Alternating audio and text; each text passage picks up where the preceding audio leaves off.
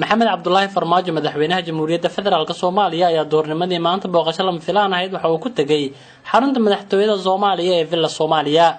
madaxweynaha Soomaaliya ayaa waxa uu Villa Soomaaliya kula kulmay madaxweynihii hore ee dalka Xasan Sheekh Maxamuud iyadoo labada mas'uul ay xaaladda iska wareysteen.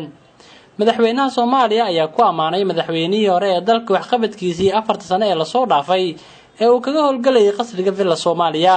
madaxweynaha ayaa sidoo kale waxa uu madaxtooyada ku dhex booqday askar ku waxyeelooday weerarada shabaabku ay ka wadaan magaalada Muqdisho. askartan oo qaarkood ku naafoobay qaraxyada shabaabka ayaa xoghayntiisa waxa uu ku amray in magacyada askartaasi ay u soo qoraan.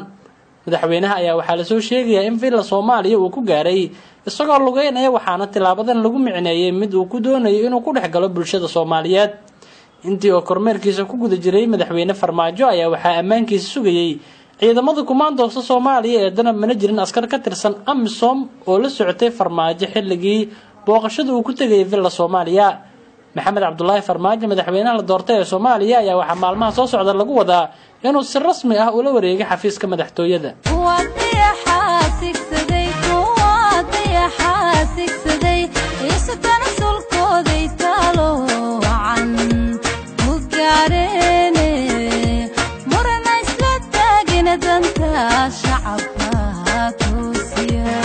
Tosia, murana isla taagina danta.